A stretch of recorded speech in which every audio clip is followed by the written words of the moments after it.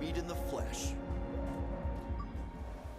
I reviewed The Surge, Deck 13's sci-fi ARPG back in 2017 and gave it a 7.5. It was a good little game that was unfortunately a bit unpolished and had an annoying tendency towards tough difficulty spikes. Well, it would seem that Deck 13 read my review because all of these criticisms have been addressed in this far more polished sequel. The Surge 2 takes place in Jericho City, a sprawling, decaying metropolis into which you send your now fully customisable character to find out the truth behind the nanite virus that's wiping out human life. It's a world with far more character than the Creo facility of the original game, and it's an absolute treat to explore.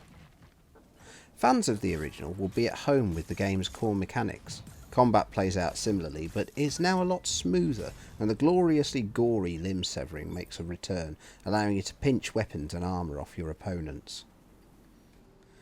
A welcome new directional parry system is the first of many new quality of life additions, allowing players to time a strike correctly to deflect enemy attacks and open them up for massive damage. There's also the usual implant slots, which you can use to give your character new abilities, but these are much easier to manage this time round, being able to hot swap them on the fly without visiting one of the game's medbay respawn points. Deck 13 also seemed to be making a conscious effort to make the game more accessible, something exceptionally pertinent in a year where the gaming media is divided about the difficulty of hard games thanks to From Software's crushing ARPG epic, Sekiro. The Surge 2 contains what feels tantamount to adjustable difficulty, with helper implants giving players distinct advantages in combat. Seeing as these implants do take up important upgrade space, players looking for a harder experience can deactivate them in favour of a more varied build, but those wanting an easier time can just as well leave them on for the entirety of the game.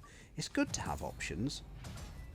The difficulty spikes from the first game have also been softened, with the environment and mechanics helping the player to understand how to circumvent even the most challenging encounter. It's still exhilarating, but it also feels genuinely rewarding to have figured out the path to beat a boss not by luck, but by understanding the instructions the game gives you. There's also a splash of online in this iteration, with graffiti tags from other players helping you find secrets and shortcuts, and tough enemies from other players' games making appearances in your world for added optional challenge and bumper rewards. It's not as intrusive as Dark Souls' invasion summon mechanic, and it's great to connect to other players in a meaningful way. Despite some technical issues, playing on a baseline PS4, The Surge 2 is a significant step up from the original, with some welcome quality of life changes and a far more compelling world. It's a highly recommended purchase for fans of the ARPG genre.